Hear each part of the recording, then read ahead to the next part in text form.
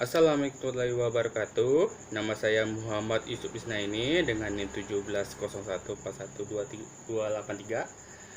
Saya akan mengerjakan tugas UAS dari Bu Maulina Hendrik, yaitu menjelaskan tahap awal dan sampai akhirnya masalah-masalah apa saja yang ditimbulkan dari guru yang saya wawancarai sebelumnya, dan bagaimana menyelesaikan masalah-masalah tersebut, media apa yang digunakan untuk menyelesaikan masalah tersebut, supaya siswa-siswanya atau muridnya bisa paham dan tidak menimbulkan masalah lagi. Dan sebelum saya menjelaskan, kalian bisa menonton video ini dulu sebelum saya menjelaskan. Selamat menonton. Assalamualaikum warahmatullahi wabarakatuh. Nama saya Muhammad Yusuf Isnaini, Bu, dari STKIP Muhammadiyah, jurusan PGSD semester 6. Saya datang ke sini, mohon maaf kalau agak malam. Nah, saya di sini untuk mengerjakan tugas, yaitu wawancara tentang seputaran guru ngajar di online, karena sekarang tahu kan musim corona gitu. Dan pertanyaan pertama ke saya dari saya ke ibu itu yaitu, lama pelaksanaan pembelajaran dari rumah itu berapa lama, Bu? Paling sekitar 2 jaman lah. Iya. Terus dari kapan? Udah dari kapan? Dari mulai itu ya, Maret pertengahan ya kalau nggak salah. Nah, itu Pokoknya sekitar mulai dari inilah 2 bulan lalu. COVID itulah. Oh, berarti 2 bulan lalu. Terus RPP yang digunakan seperti apa aja? RPP yang dari inilah yang sudah ada. Terus jenis pembelajaran apakah yang digunakan dalam mengajar selama COVID ini? Karena kita kelas rendah, jadi pembelajarannya hanya ngasih tugas via grup WhatsApp. Nah, kemudian hasil dari pengerjaan anak-anak itu dikirim lewat Japri gitu. Gitu. Jadi nggak, kalau jawabannya nggak ke grup lagi, Japri. Terus yang selanjutnya, jika pembelajaran daring, sebutkan aplikasi yang digunakan. Karena kita kelas rendah, untuk daring itu agak susah kan, karena terbentur anak-anak masih harus di bawah bimbingan orang tua. Nah, orang tua kan kalau jam-jam itu biasanya kerja, jadi tapi kalau udah kelas atas sudah bisa, kelas 4, 5, 6 itu udah mereka udah pakai daring. Mereka pakai face zoom. Zoom. Iya. Nah, kalau kelas atas itu kan mereka udah bisa kalau pakai aplikasi kan, nggak perlu pakai bantuan orang tua lagi. Terus berapa persentasinya siswa yang mengikuti pembelajaran tersebut? Kalau saya lihat sih sekitar 90% lah. Terus metode apakah yang digunakan dalam mengajar selama pandemi ini? Metode maksudnya yang kayak gimana? Kayak ceramah atau pakai sih media? Kalau media nggak begitu sih ya kayaknya, paling ceramah aja. Ceramah. Terus kendala apa sajakah yang dihadapi saat ini? Kendalanya ya orang tua mungkin kan ada yang kerja, jadi nggak bisa untuk mendampingi anak. Kemudian ada yang kendala paket internetnya juga kan. Itu. Terus bagaimana bentuk apresiasi yang dilakukan selama pembelajaran ini? Apresiasi apa ya, gimana tadi? Kalau apresiasi ini ya kayaknya ya, apresiasi yang kayaknya apa lagi? Puji. Paling ya itu tadi umpan balik kan. Gimana paling itu tadi kalau apresiasinya dari inilah, berarti udah mengumpulkan tugas, nah itu dapat apresiasi gitu. Tiga, selama pembelajaran dari rumah, muatan pembelajaran apakah dominan tidak dipahami siswa? Pelajaran paling matematika itu kurang lah, soalnya kan harus ada penjelasan juga. Kalau dari rumah kan tidak semua orang tua tuh bisa langsung menjelaskan kayak gitu kan. Terus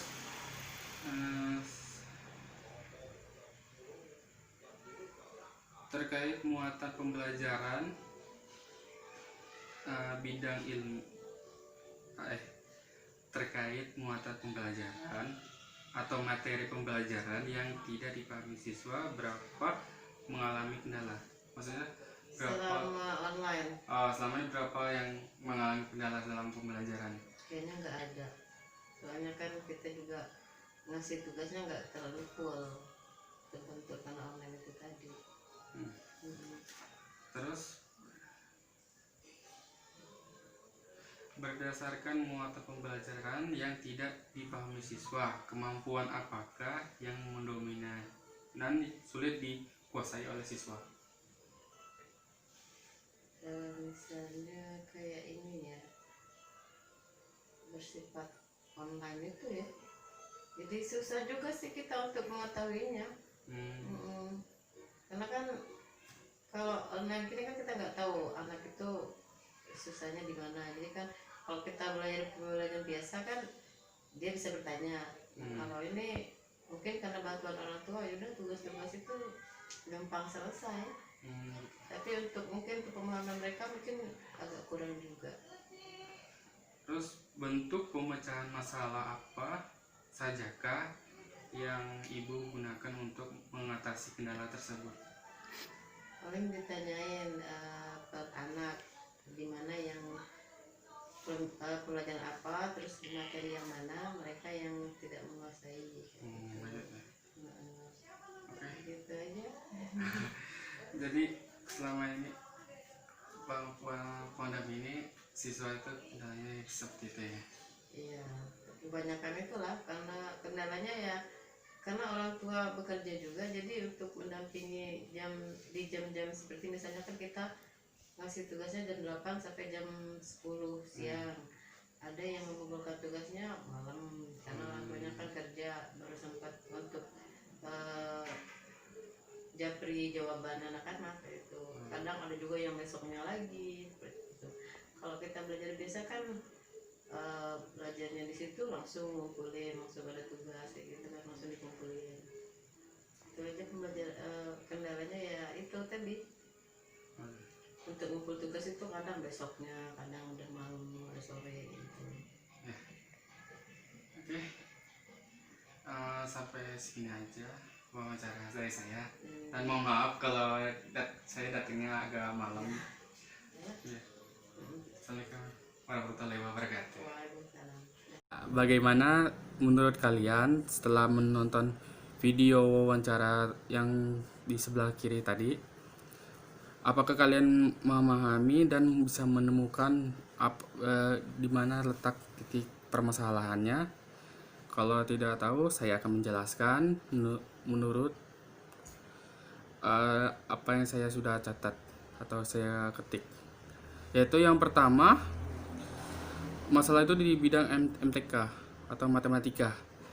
Kebanyakan kenapa MTK? Karena kebanyakan siswa atau muridnya kurang paham. Karena mereka nggak bisa memahami secara cepat.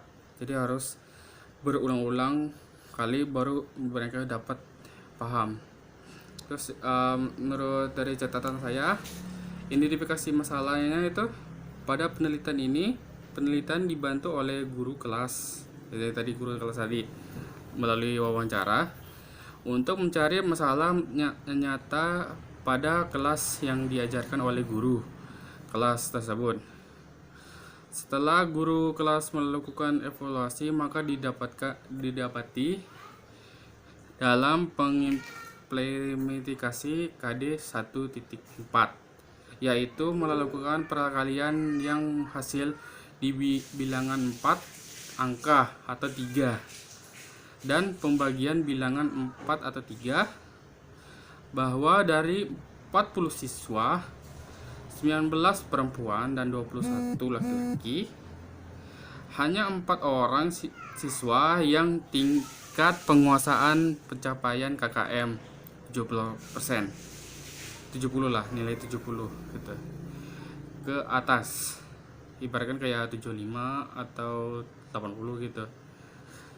Terus siswa dinyatakan mencapai ketuntasan belajar dalam kurung nilainya harus 70 jika 70% dari jumlah siswa berhasil mencapai KKM 70, yaitu 36 siswa. Maka dari itu masalah yang diangkat penelitian bisa dijadikan untuk penelitian PTK berdasarkan persentase ketidakcapaian KKM, yaitu 80% dari total siswa kelas tersebut, kata guru yang diwawancara di video wawancara di sebelah kiri tadi yang kalian nonton. Terus yang kedua, dari analisis masalahnya, pada siswa kelas 2 SD seharusnya sudah menguasai materi konsep perkalian 4 angka atau 3. Namun pada hasil identifikasi masalah ditemukan hingga 80% siswa tidak mencapai KKM ketika diujikan materi perkalian 4 angka atau 3 untuk mengimplementasikan salah satu tujuan khusus mata pelajaran matematika, yaitu meningkatkan kemampuan berhitung atau berkali pada bilangan perjumlahan, pengurangan, perkalian, pembagian, serta menemukan dan menggunakan rumus secara sederhana dalam kehidupan sehari-hari. Maka penelitian melalui guru kelas tersebut, analisis penyebab kesalahan pahaman atau ketidakbisaannya siswa terhadap konsep perkalian 4 atau 3, atau bisa juga lebih yang sering terjadi. Yang pertama yang sering terjadi yaitu yang pertama, hasil dari perkalian kedua dan ketiga dan 4 sejajar sehingga akan mengakibatkan kesalahan pada hasil akhir. Terus yang kedua, perkalian kedua belum selesai mengkalikan semua bilangan yang ada di atas, tetapi perkalian ketiga sudah mengerjakan perkaliannya. Yang tiga, hasil dari perkalian yang bernilai ratusan seringkali ditulis berdekatan yang seharusnya sejajar. Jadi gitulah. Dengan perkalian-perkalian yang berada di bawah. Jadi ibaratkan kalian itu menyamping, bukan ke atas ke bawah gitu, dari atas ke bawah. Jadi menyamping gitu.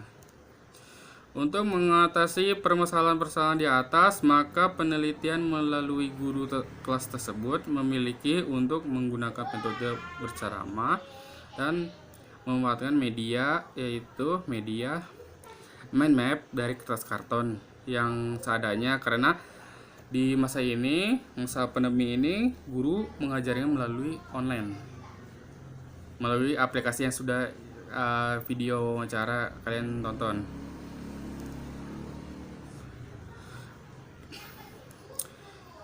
Terus 3 angka sebagai salah satu solusi yang dilakukan.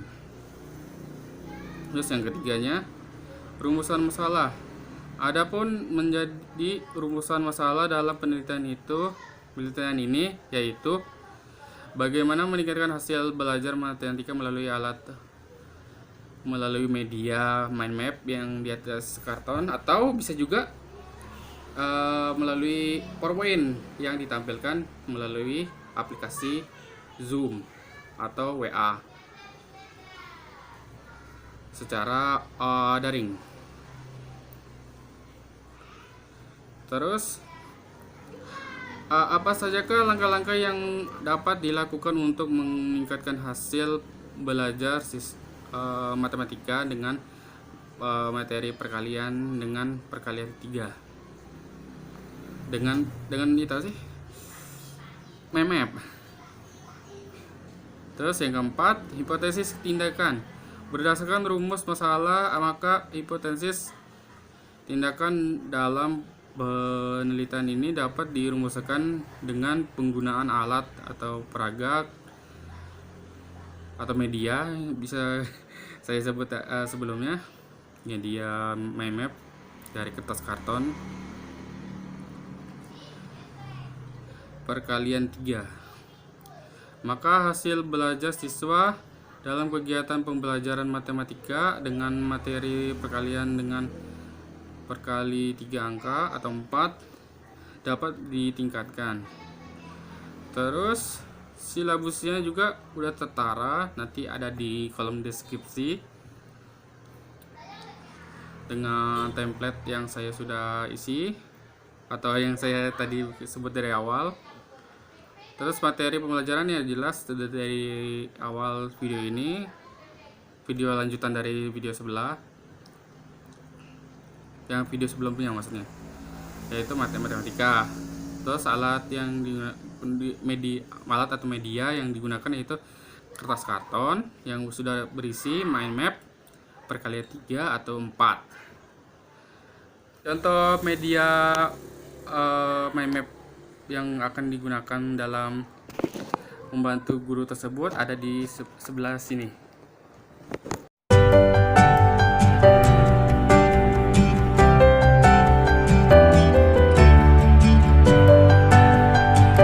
Videonya sampai segitu dulu, dan mohon maaf jika masih ada kekurangan atau ketidakjelasan. Dan saya akhiri dengan assalamualaikum warahmatullahi wabarakatuh.